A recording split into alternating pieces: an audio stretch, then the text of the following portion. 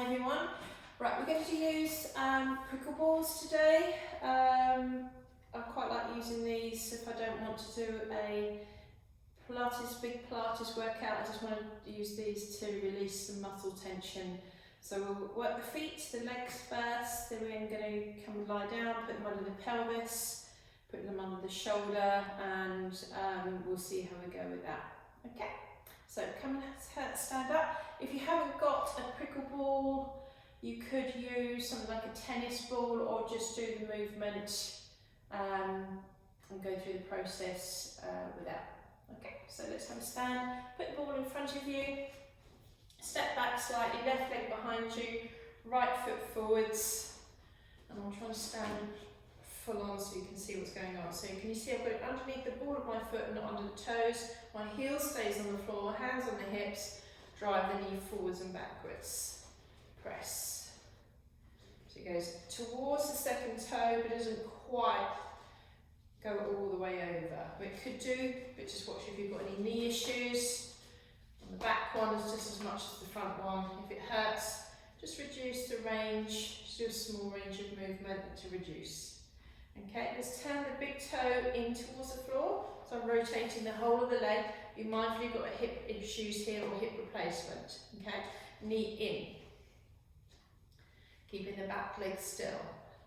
You see my back leg is straight, I'm not bending the knee. Okay, and hold it there. Pivot, step in a little bit with that right leg, pivot the little toe outwards, step back with the left leg and let the knee rotate outwards at the hip.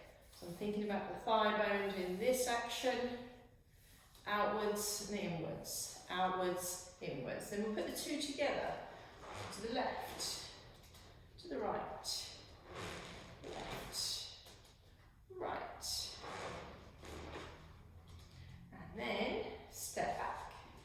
Before we do the same on the other foot, you can hold the side by the way all through these exercises you need to. So right foot goes on the ball and just roll it across from the ball of the foot to the heel. And just massaging. And this is really great if you've got something like plantar fasciitis underneath the foot. And it's usually this area here that is causing the plantar fasciitis. Is tightness through the back line of the body, but mainly where your gastrocnemius means the soleus muscles. Okay, so just pressing, rolling, or you can press and roll, stamp on the ball, or you could use your hedgehog, you know the flat hedgehogs that I have. So stepping off, left foot goes on. Step back, right foot. Heel on the floor, hands on the hip or hold the surface. Press. Down. Keeping the back leg straight. So it's like a lunge position, but you're not going too far. Okay. So your balance is quite good. Take your hands away. Okay, let's turn the big toe inwards to the floor. Turning the knee in. Again, just hip replacements, you won't want to do this part. Some can, some can't. You shouldn't really because it can push the hip out of the socket. Okay, so this left leg goes out and then we press the knee outwards. Just driving the knee, rotating. So as you saw in that last bit, I'm rotating the leg out. Out. And then we do the two together. Left leg in. Left leg out. Keep your back leg straight. Push. Push. Push. One more. And then we step off and we roll the ball from the toes to the heel, pressing firmly.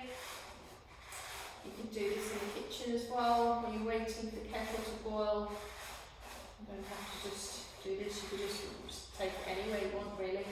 I tend to take these on holiday with me. I end up teaching people around the swimming pool in Spain. You know who you are.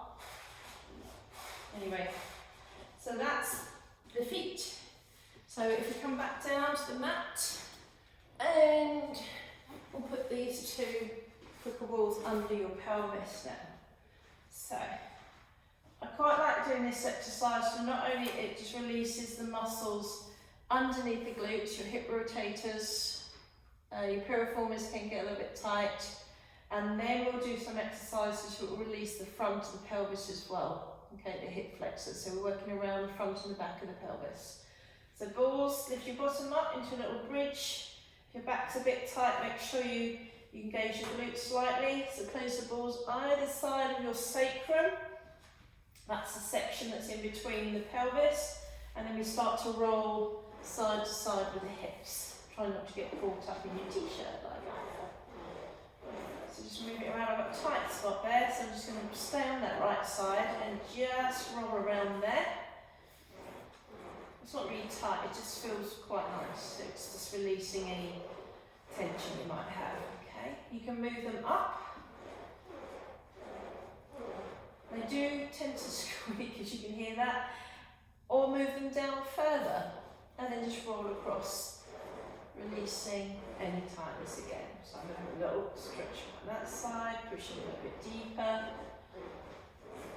Okay, and then I'm going to bring them back to either side of my sacrum. So they're about that width apart, which is about 1.5 inches or so.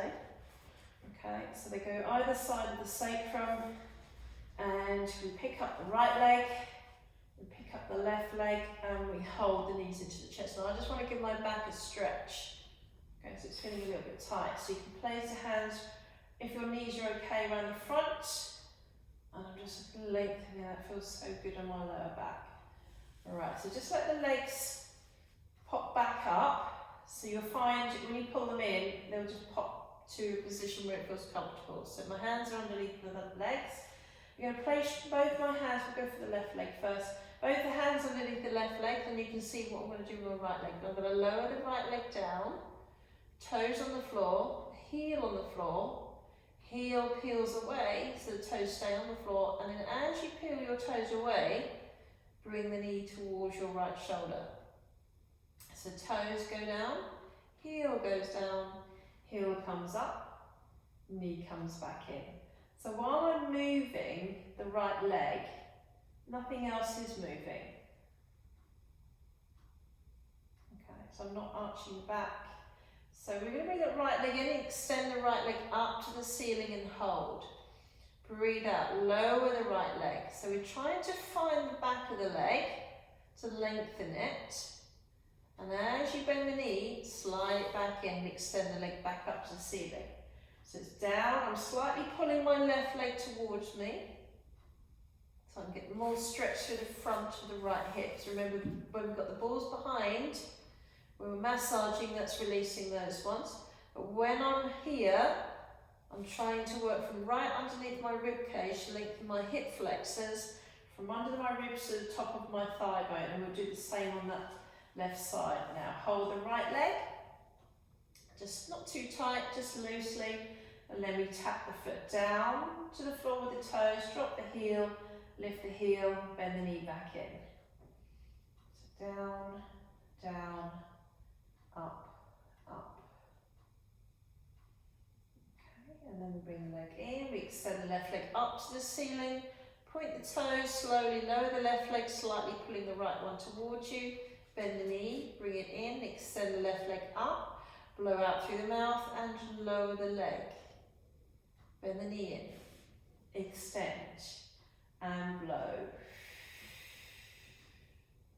and in, and straighten, and lower.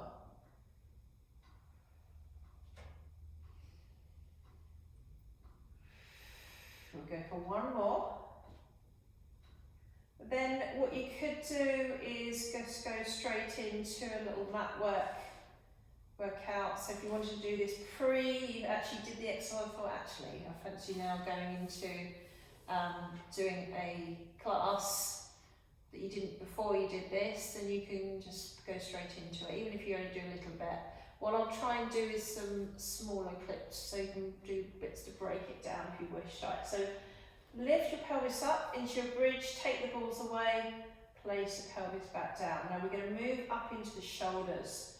You might, if you've got long hair, you need to pin it up out of the way. So I'm going to roll to my side. I'm just going to put them underneath the shoulders, not any particular place. I'm just going to start them somewhere, and then once I've got my hands underneath my head, I can move them around.